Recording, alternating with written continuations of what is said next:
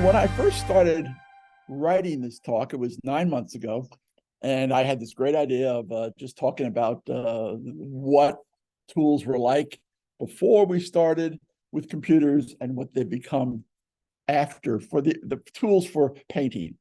And then a little time passed, and I said, well, that's maybe not the message I want to introduce. I want to step up a level and say that painting is different from photographs, because the photographs was the huge challenge to painting, because there are mistakes that artists make when they do them. Well, that isn't quite true with the early Renaissance stuff, but certainly the modern artists, you would hardly ever see a perfect, unless you're a real realist, and there are some people who are.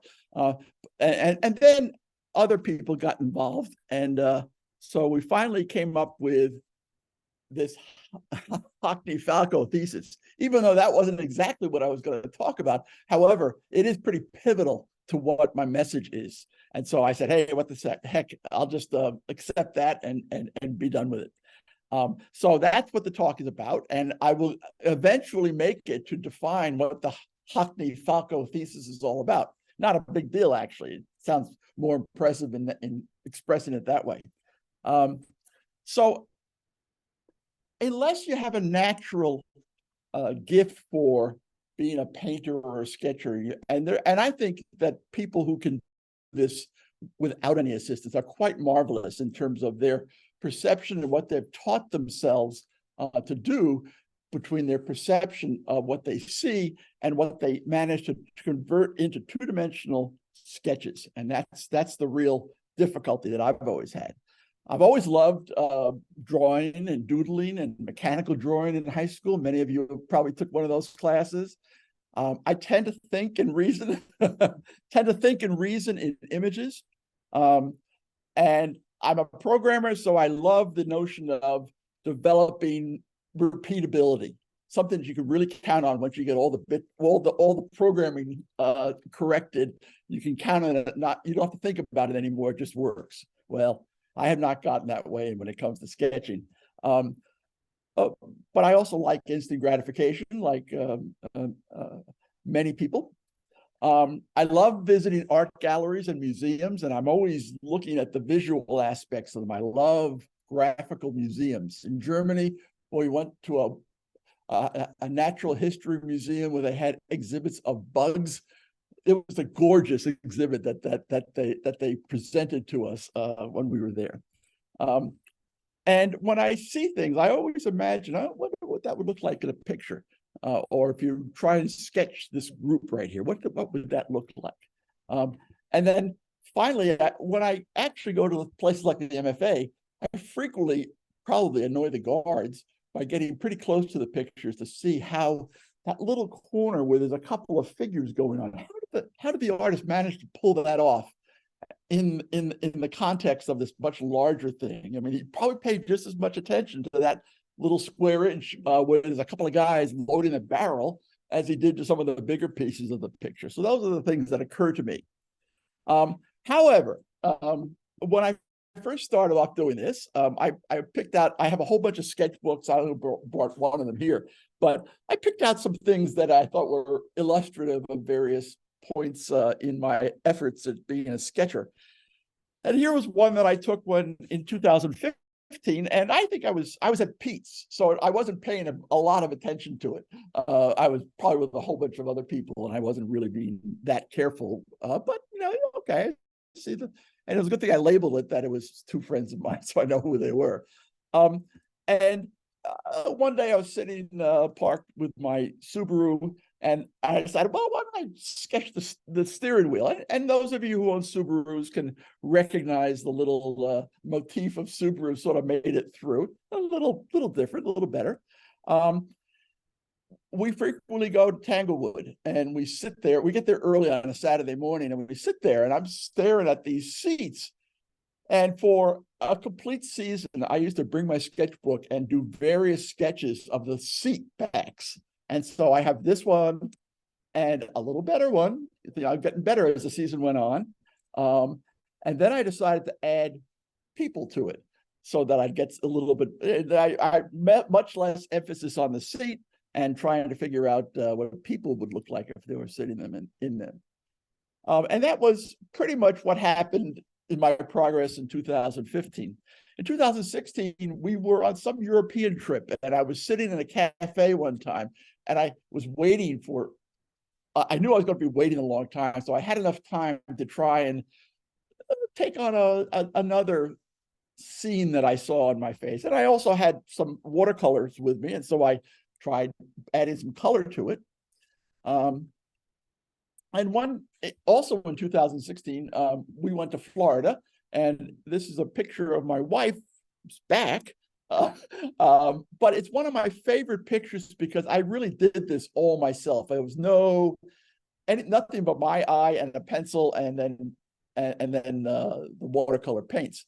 And it's one that I was going to bring some enlargements of these things, but all of these things, when you blow them up to 16 by 24, they look impressive. And this is one of my favorite pictures. So that was all done in 2016. Then I went into my flower pot period. And I said, well, I saw John Singer Sargent had all these wonderful watercolors of formal gardens with all their pottery and just beautiful stuff. So I said, well, I can do that.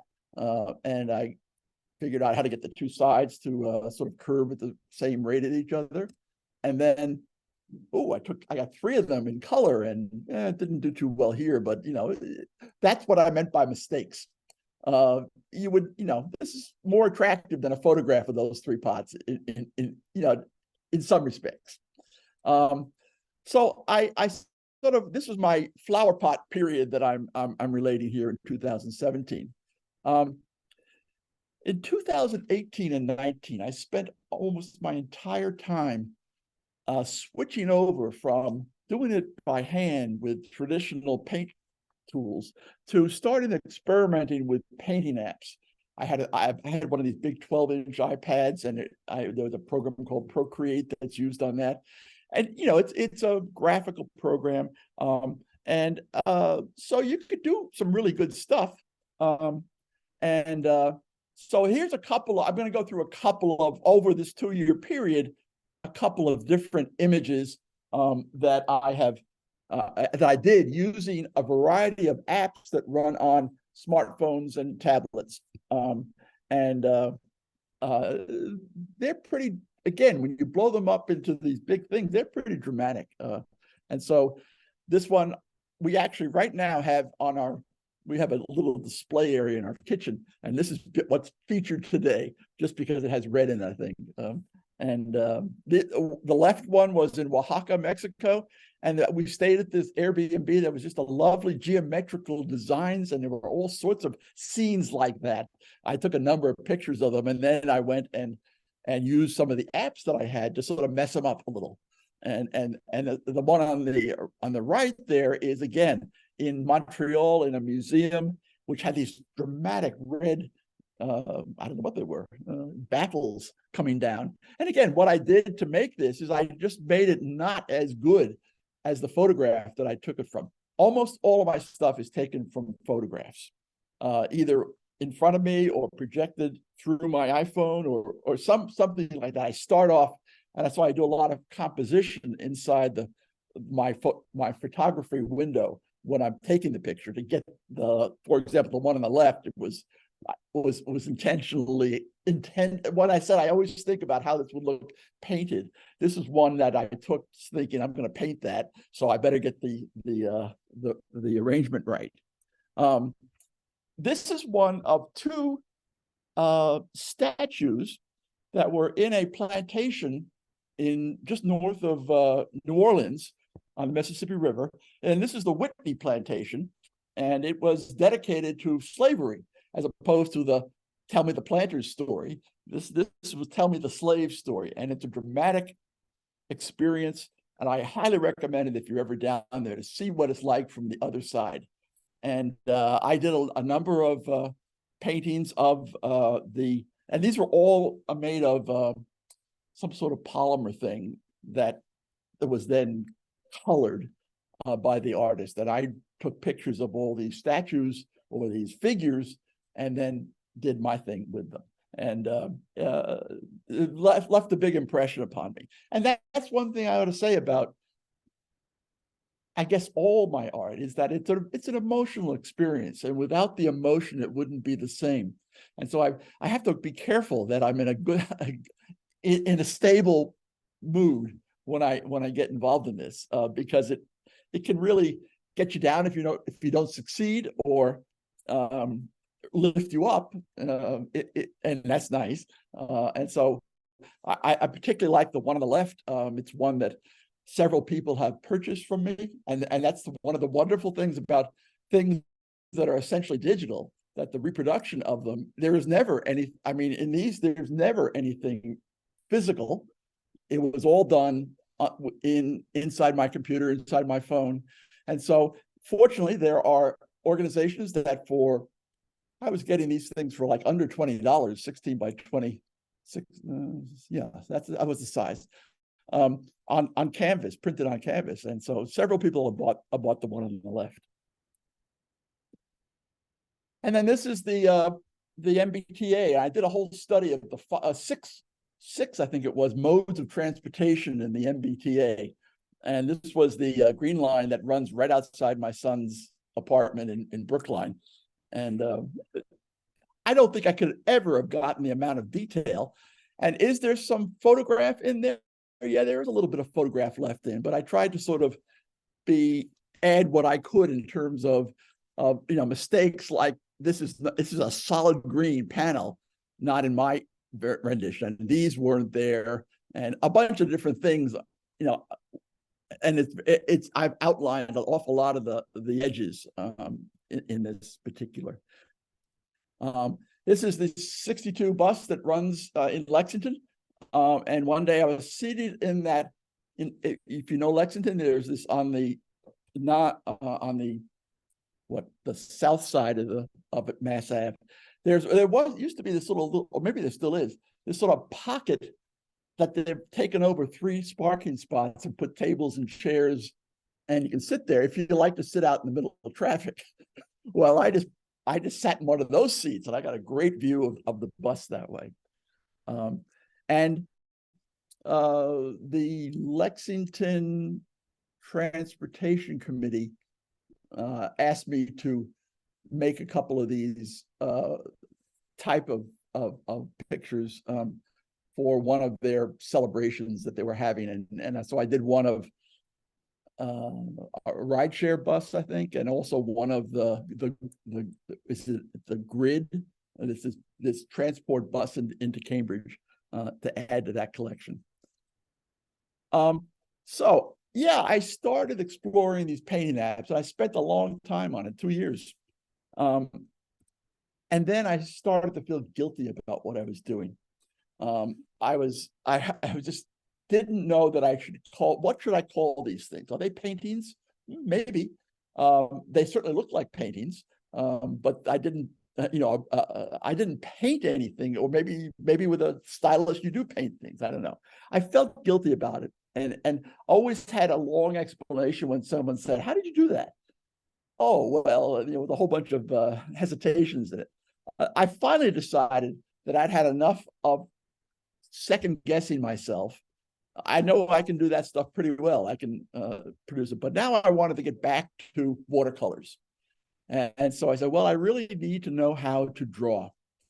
And so how was I going to do this? I didn't think I had 10,000 hours of practice left in me. I wasn't getting any younger. And so I had to find something that would allow me to satisfy that desire to draw. And I came across these articles about this thing called the camera obscura. And, I don't know where that name came from. I don't know what's obscure about this camera or not, but it's not really a camera. But it's basically an optical instrument that allows the user to see a live view of the scene. So as I see this scene here, but also to sketch at the same time as I'm looking at the scene. And to do this at the same time. So I look at this and I'm sketching, and somehow I get to see this scene in my view when I'm actually sketching, so I know where to put things. So for example, so this is what a camera obscura originally looked like. It's the pinhole camera. So here's the pinhole, and here's the image that's projected on the inside wall of this figure out here. And so it's inverted because of what a pinhole camera does. And so that was it was a bit of an exception for people. Then they started getting a little more formal in these sort of shacks that they had, and they built, houses with rotating tops so that they could move it around and look at the scenery, but it still was pretty fixed. And so the next thing they did is they made a portable version. So it like every other portable version, it involved some sort of tent, and here's the viewer, and apparently it came down here, and there was an artist inside here who was able to do the drawing. And then thinking that, oh, they don't do that anymore. Well, it turns out that I went to an exhibit out in the Berkshires at the Norman Rockwell Museum, which had pieces of art by Norman Rockwell and Andy Warhol. And then right in the center of the exhibit were their opaque projectors that they used for all of their work. And so it's really interesting to note that people aren't talking about this still. And so I said, that's an interesting device. And I tried a couple of versions of it out. And here's how it works. There's typically somewhere in the gadget that you have, and there's many different forms of this thing, a half-silvered mirror. And so you can, with half-silvered mirror, you can see through them, and you can also see a reflection. And it's that combination of seeing through them and seeing the reflection which is what you really want. You want to be able to see through them to see your pencil on the paper, and you want an image to be reflected so that you can know where to put your pencil, and you let nature or physics or whatever it is that's doing perspective take care of perspective. And so what happens is various images from both the object that you're drawing and the object that you on your paper come back into this thing, and you see them superimposed on each other. And that comes from all aspects and so you get this full vision of the scene. And there are more modern versions of that, and here is one of them, and I have one here, so that here is the half-silvered mirror, and here is the space where your object would go. And if your object happens to be a smartphone showing a photograph, albeit that's fine, and you'll actually, unfortunately, you have to be in a special location for this. Let's see if that's what the next thing is. Oh yeah, you got to be sort of in a strange position where you're reaching around to do it. It's not as depicted in this picture. And there's one other thing that the astute observer will notice. But that's how you're seeing part of it reflected by this. This mirror, half mirror, into the eye. The other half is coming in from the actual scene beneath the mirror. There is an error in this, and it isn't my diagram, but somebody turned the boat around, because that is not how the boat would be positioned. The boat would be positioned so that it was rotated by 90 degrees. I just wanted to say that. So I have used two different applications in my smartphone. The first one is called AR, or it's really called Da Vinci Eye. That's what I bought it as. And the idea, I don't know, they evoked the name of Da Vinci to get some pizzazz with it. But it's basically does what, let's see, where did I put that other? Where did it go?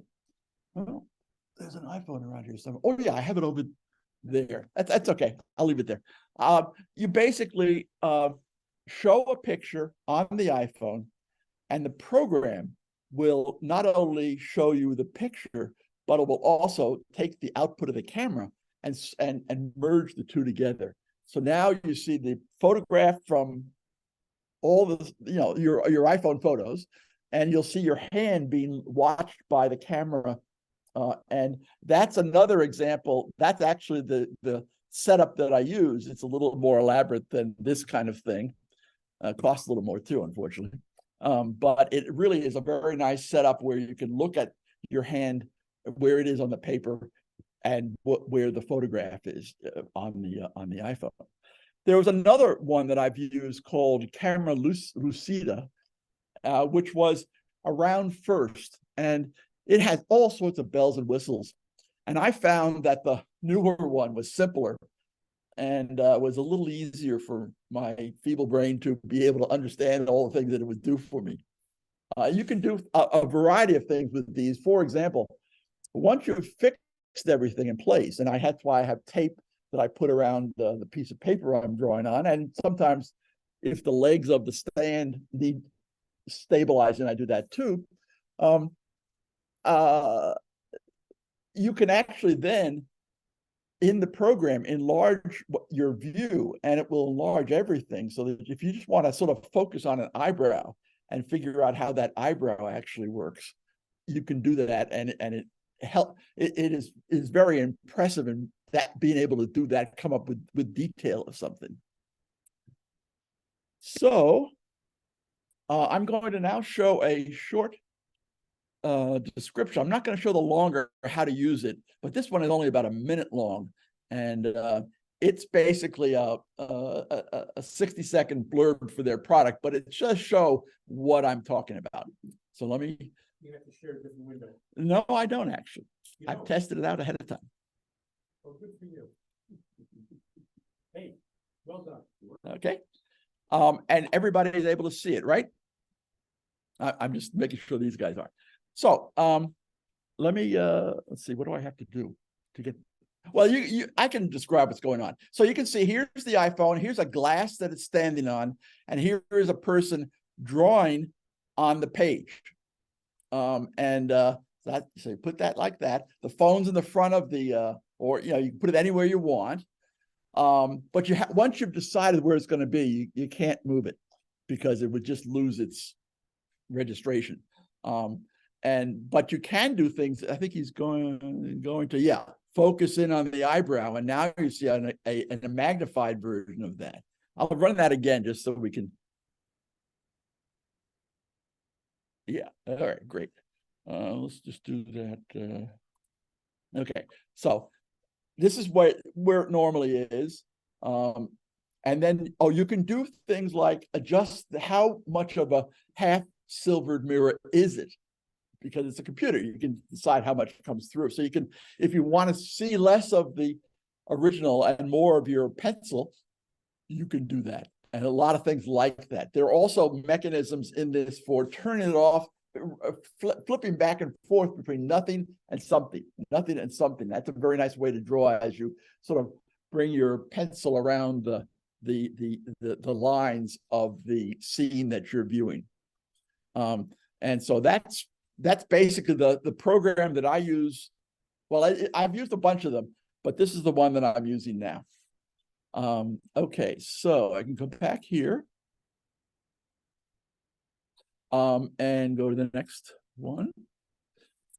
So how does the camera obscura really help you? Well, first of all, it basically tells you where to put the lines and markings on your drawing. And so, for example, for my needs, I'm not going to be like Albert Dürer, those very fine pencil drawer, whatever pen drawings. I'm more interested in the underdrawing that you would use with a watercolor. So you don't necessarily want to see it blasted out. It's not like a comic. It's much more like a hint as to where you should put the paint. Well, the point is, this shows you precisely where you should put the lines, so that you don't get, things out of whack in relationship to each other. You know how this room, it seems to go back, but I'm sitting at an angle to it. But there is perspective that has to be taken into consideration, and so it shows you very precisely where you need to put things. The second thing is it takes care of the perspective issue, and that is really a challenging thing for most amateurs and most people like me. I mean, this is one of the things that drove me nuts, because I would compare it to the real scene afterwards, and boy, it was more like Picasso than it was Forsdick. Everything was the heads were in the wrong place and stuff like that. And then the more subtle thing is it helps with shadows. And that's the Falco contribution to this whole theory analyzes why is it better? Why does it help artists figure out where shadows are? And it's just basically allows them to be very close to the original tones and be able to spot where the shadows are, be able to do that very easily, as opposed to having yet another thing to do with, you got all the outlines straight and all of a sudden you want now, shade it a little bit. That's tougher. Let me show you a couple of things that I've been able to accomplish with the using several of these programs on my computer. Now here's where I started, remember? And that was the first couple of things. Now let's go through a couple of other ones. So these were done at a museum in St. Petersburg, Florida. I recommend it to anybody who was interested in arts and crafts movement, mission furniture, all sorts of stuff like that. It is a new museum. It was funded by one person who is still involved in terms of keeping it going. A lot of money was put into this thing, and it's a beautiful museum. Just opened last year or the year before. Anyway, Marcia and I were down there, I don't know when it was, a couple of years ago, and we spent the whole day just looking around. I took a lot of pictures.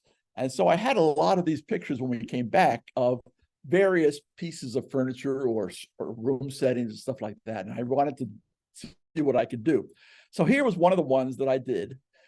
And okay, so this is right off the, this untouched, unretouched, as you might think. But one of the nice things about it, I find, are those squiggly lines.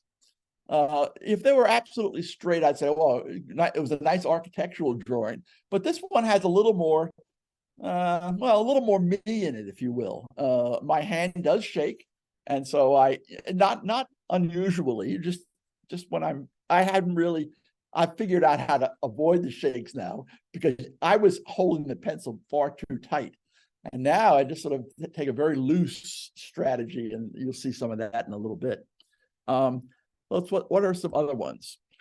This was another piece in that museum, a stairway. And okay, I was doing this just before dinner was about to be called. So I was rushing to get it done, but it, shows what I saw. There was a nice beach in those areas. So I decided, well, I've got to make the obligatory seashell, and it's a far better seashell than I've ever done before. I mean, the pleasure that I've had as a result of using it, you can sort of hear in my voice. I don't feel like I'm disappointing myself. Seagull on the beach. Whoops, wait a second. There we go. Here's the seagull. It rendered not only with, actually I did that in pen, not only with a thin pen, but also with a wash of gray watercolor. And it adds a lot to it when you add that dimensionality. And there's where the shading comes in. So I can, with the brush, go on there and sort of see where the differences ought to be. And I sort of like that one. So here's Charlie's son-in-law at Pete's one morning with this wonderful pose. And I said, oh, and it happened to be his birthday that day. That's why he has a little crown of thorns on on his head. So I said, that's a great picture. That's motion in that. And so I said, well, I'm going to try. And I was again rushing. So I just took out one of the books that I have there. It had lines on the paper and everything. But I came up with this, and it just struck me as being the best rendition of a person that I had done to date. And it captured his motion, it captured his face. The profile of his face is pretty good. And I turned it into a birthday card for him. So that but Craig is a character and deserves to have his painting done as many times as possible, especially in watercolors, because you have all the red hair and the orange glasses and all sorts of stuff that's possible there. But that was one that I liked a lot.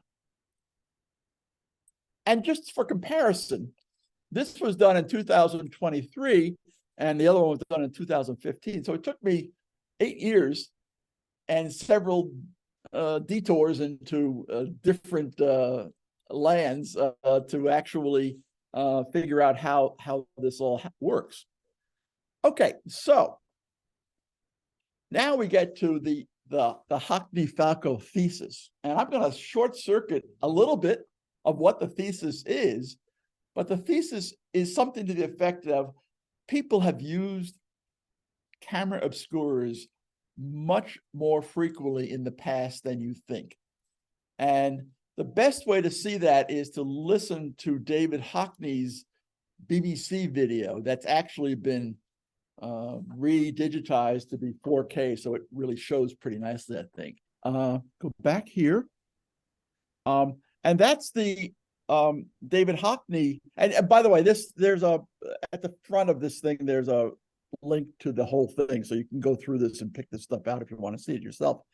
The other person involved in this is this guy Charles Falco, and he is a physicist at Arizona State, I believe, and he's a little different character. While Hockney is clearly an artist, and he knows what the people had to go through to do this.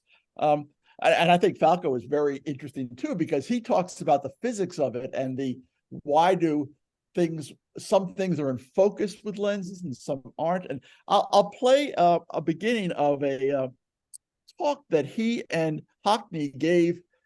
That was when Hockney's book, and Hockney made reference, I believe, or at least he showed some things that were in this pretty impressive book, which has indeed the somewhere in the middle here a pullout. I don't know where it is. It basically has the What is the definition of icon in art? So what? Hello. Let's mute yourself if you're not speaking, please. Oh,